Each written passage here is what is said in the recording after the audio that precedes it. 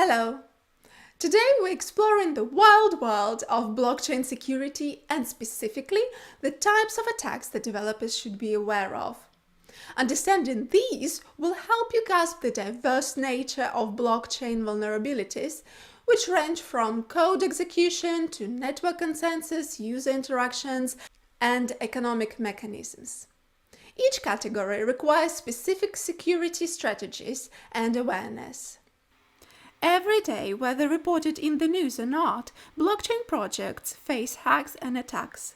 Understanding threats and security fundamentals can help you protect both your money and reputation.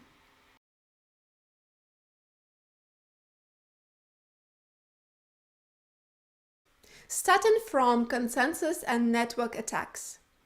Imagine if one entity controlled more than half of the votes in an election. That's kind of what happens in a 51% attack in blockchain. If one group controls more than half of the mining power, they can decide which transactions get recorded or even redo past transactions. While rare on major chains, it's a greater risk on smaller, less secure blockchains.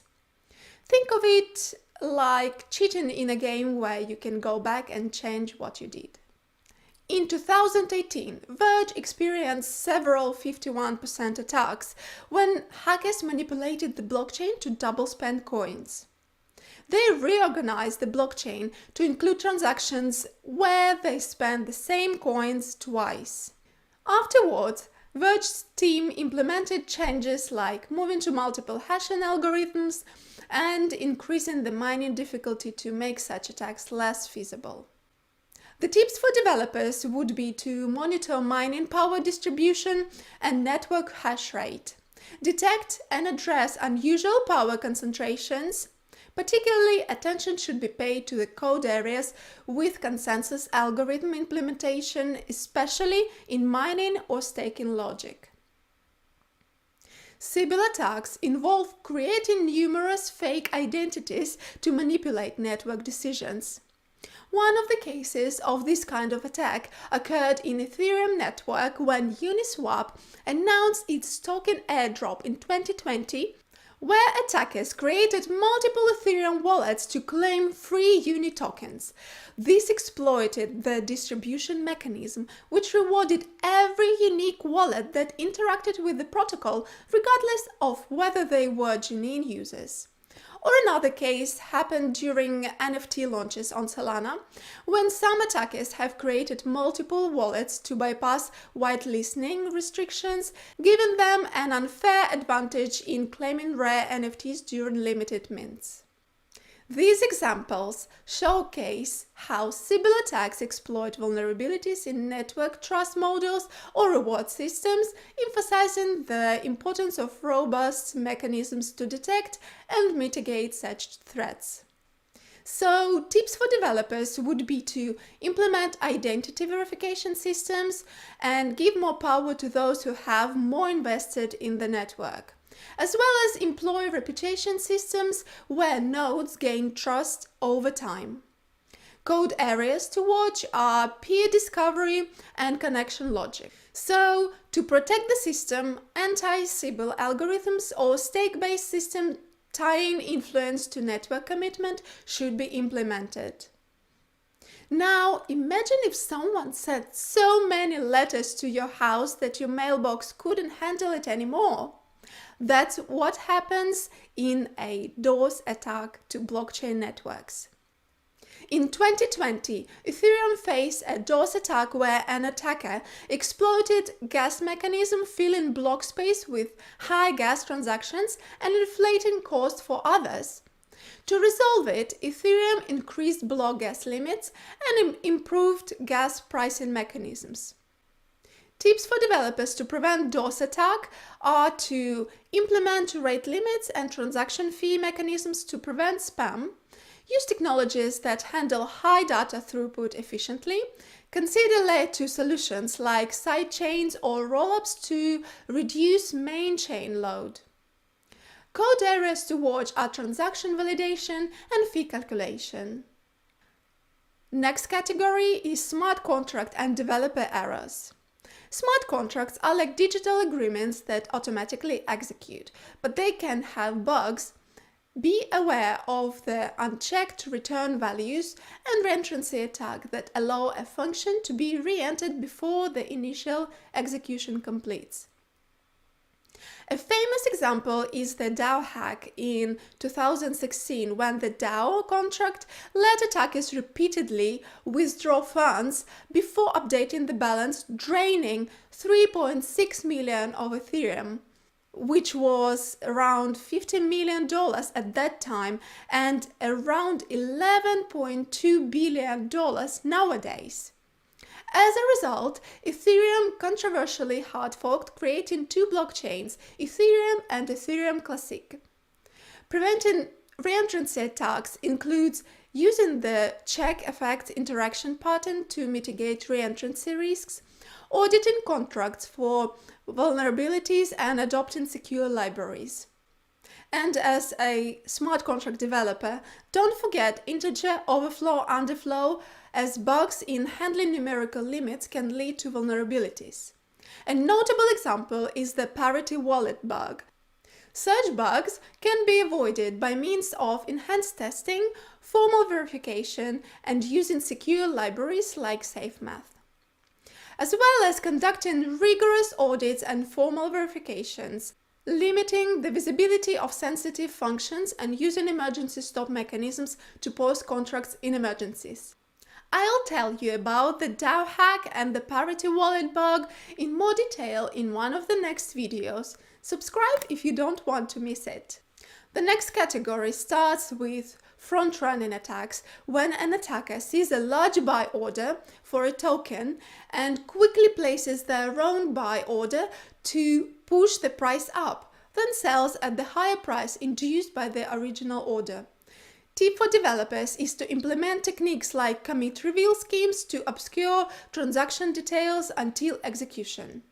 Flash loan attacks, when the attacker borrows a large amount of cryptocurrency, uses it to manipulate the price of an asset, executes a trade, and then repays the loan, all within one transaction block.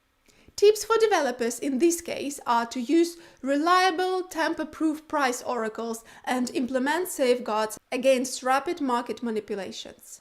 Sandwich attacks are a combination of front-running and back-running, where an attacker places trades both before and after a large transaction to profit from the price change. Arbitrage attack. We've just witnessed one in January 2025 on Solana, by the way.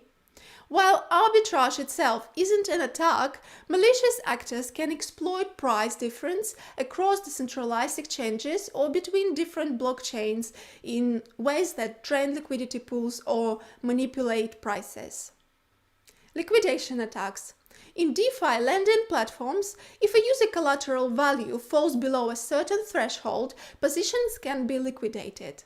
Attackers might manipulate market conditions to force liquidation at a profit. Another example is oracle manipulation. Oracles provide external data to smart contracts. If an attacker can manipulate the data feed like price feeds, they can cause smart contracts to execute under false premises. For example, influencing a price feed to make a loan appear over-collateralized when it's not, leading to unauthorized withdrawals or liquidations. Pump and dump schemes, while not unique to blockchain, these scams can be executed more anonymously and with potentially higher impact in the crypto space by orchestrating fake news or social media hype to increase a token's price, then selling off their holdings at the peak. Developer tips for the trading attacks would be to use mechanisms like time locks or randomized transaction ordering to combat front-running. Design smart contracts to either not allow flash loans or ensure they can't be used maliciously within your platform. Use multiple reputable oracles or develop decentralized oracle networks to make data manipulation harder. Implement systems to detect sudden price changes or volume spikes that might indicate manipulation. ensure fair and transparent liquidation processes that are resistant to manipulation. I want to emphasize the importance of designing secure trading protocols, using audited smart contracts, and staying informed about the latest in DeFi security practices. These attacks are not just threats to users, but also to the integrity of the blockchain applications developers create. Another category is cryptography and data security attacks. Phishing attacks, when attackers steal cryptographic keys or information through deception. Scammers create fake sites or messages that look real, tricking you into giving them your secret codes or clicking on harmful links. Remember the Ledger phishing campaign in 2020 where thousands of users entered their recovery phrases into fake sites? After this attack, Ledger improved their communication security and the community became more aware of phishing signs. It happened again just recently in the end of 2024. So stay attentive and safe. Tips for developers are to educate users about phishing using clear, non-technical language.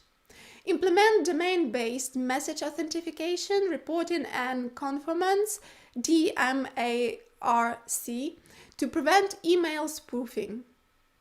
Code areas to watch are user interfaces where sensitive actions like signing transactions occur.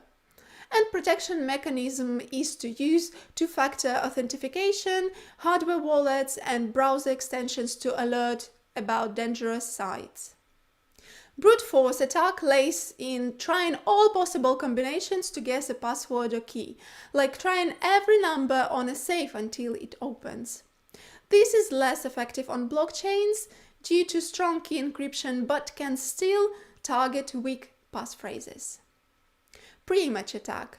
In cryptography, this is trying to find the original message from its hash. This is rare, but could theoretically crack private keys if hash functions are weak. Birthday attack. Exploiting the probability of hash collisions. It's used to find two messages with the same hash, which can be a security flaw. Replay attack reuses valid transactions for malicious purposes, capturing valid data transmission and maliciously or fraudulently repeating or delaying its delivery. These can be particularly effective against protocols that lock sequence numbers or timestamps. Session hijacking. Stealing session tokens or cookies from blockchain-related applications or exchanges to gain unauthorized access to user accounts. Eavesdropping intercepts communication to gather sensitive data. Man-in-the-middle attacks intercept blockchain transactions or communications to alter or eavesdrop, potentially stealing or redirecting funds. Tips for developers are to use strong, complex passwords, encryption methods, and multi-factor authentication. Code areas to watch are cryptographic implementations, particularly hash functions. And protection mechanisms are to use cryptographically secure hash functions like SHA-256 and understand the limits of your cryptographic operations. And the last but not least category is future threats, where I put a potential future threat to current cryptographic systems, quantum attacks. A quantum computer operates on the principles of quantum mechanics using qubits that can exist in multiple states simultaneously, allowing it to solve complex problems at speeds unthinkable for traditional computers. The looming issue is that this technology could one day decrypt the cryptographic safeguards currently protecting blockchain transactions and your crypto wallets, essentially picking the digital locks we think are unpickable. However, the silver lining is that visionaries in the crypto world are racing against time, crafting quantum-resistant cryptography. So, fear not. Blockchain technology promises immense potential, but it's not immune to threats. By understanding these vulnerabilities and implementing best practices, developers can build more secure and resilient systems. I hope this video was useful for you. Thanks for watching. Bye!